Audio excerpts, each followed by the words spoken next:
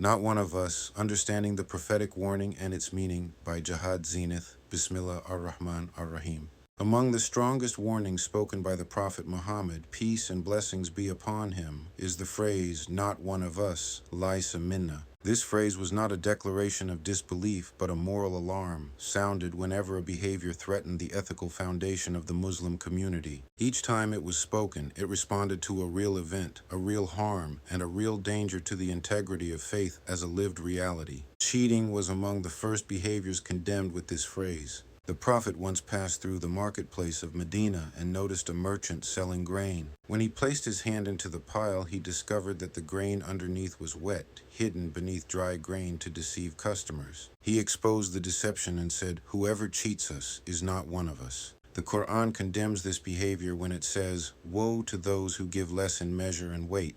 This incident established that honesty in trade is a spiritual obligation and that economic deception is a betrayal of the moral trust of the community. Lying was condemned because it destroys the reliability of human speech. The Prophet warned that lying leads to wickedness and that wickedness leads to the fire. In a society that depended on oral contracts and personal pledges, habitual lying did not merely offend manners, it threatened the social order. The Quran warns against mixing truth with falsehood and concealing truth knowingly.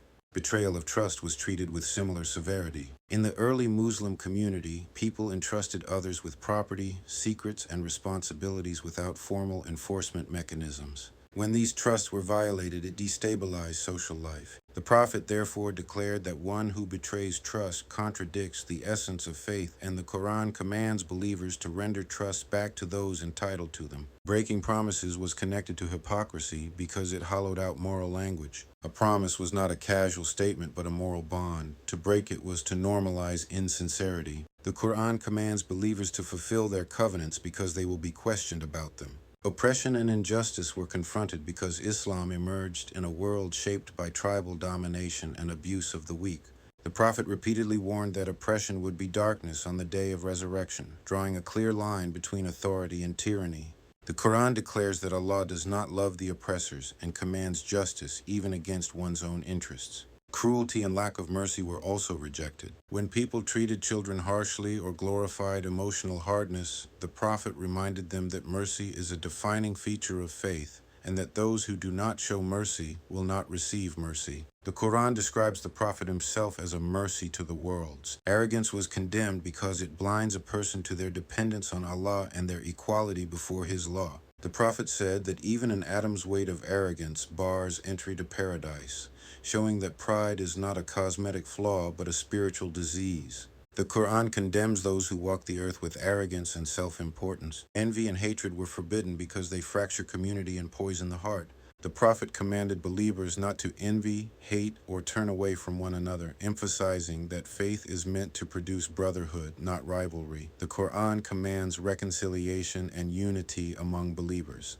Obscene and vulgar speech was rejected because it reveals inner corruption and normalizes moral decay. The Prophet said the believer is not one who curses, insults, or speaks obscenely. The Quran commands believers to speak what is best and most upright. Finally, harming others through words or actions was declared incompatible with faith. The Prophet defined a Muslim as one from whose tongue and hand people are safe, making safety the social signature of belief. The Quran prohibits harm, mockery, and abuse between people. Together, these incidents, warnings, and revelations show that not one of us is not about exclusion, but about protection. It protects Islam from becoming a hollow identity without moral substance. It preserves faith as a lived commitment to truth, trust, justice, mercy, humility, and restraint. Through this phrase, the Prophet ensured that Islam would always be more than a claim. It would be a character.